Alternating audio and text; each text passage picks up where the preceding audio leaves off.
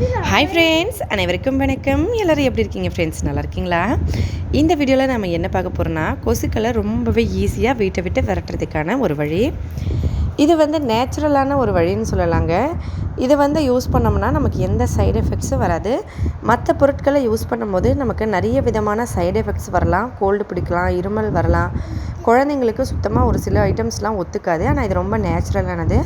First ஒரு 2 பல் பூண்டை நல்லா துருவி எடுத்துக்கலாம், பெரிய சைஸ். அதுக்கப்புறம் ஒரு கற்பூரத்தை உடச்சி அதுக்கு மேலே போட்டுக்கலாம். அதோட கூடவே பார்த்தோம்னா நம்ம டால்டா இல்லைன்னா நெய், இது ரெண்டுத்தில் ஏதாவது ஒன்று சேர்த்துக்கலாங்க. நெய் கொஞ்சம் ரேட் எக்ஸ்ட்ராவாக வரும், டால்டா கொஞ்சம் ரேட்டு கம்மி. அதனால் நீங்கள் டால்டா யூஸ் பண்ணலாம். ஆனால் நெய் யூஸ் பண்ணுறதுனால என்ன ஆகும்னா, கோல்டோ இல்லை இருமல் சளி ஏதாவது ப்ராப்ளம் இருந்தீங்கன்னா அதுக்கு நீங்கள் நெய் யூஸ் பண்ணலாம். இந்த புகை போகும்போது ரொம்ப கோல்டுக்கும் சரி பண்ணுறதுக்கு நம்ம யூஸ்ஃபுல்லாக இருக்கும்.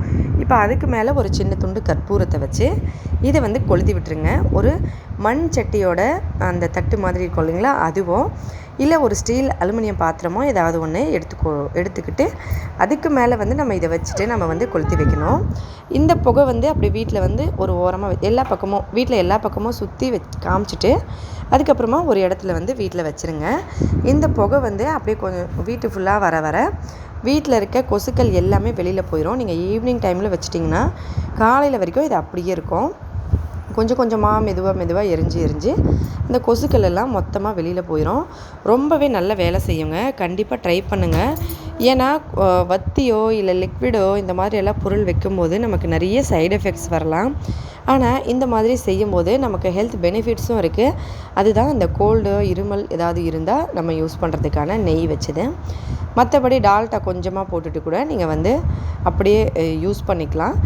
நெய், டால்டா, அதுக்கப்புறம் எண்ணெய் எது வேணாலும் நம்ம யூஸ் பண்ணலாம். மெயினாக நெய் யூஸ் பண்ணிங்கன்னா கோல்டுக்கும் நமக்கு அந்த புகையை சுவாசிக்கும் போது கோல்டு இருந்தால் சரியாக போயிடும். கண்டிப்பாக ட்ரை பண்ணுங்கள் ஃப்ரெண்ட்ஸ். ரொம்பவே ஒரு ஈஸியான நேச்சுரலான ரெமெடி.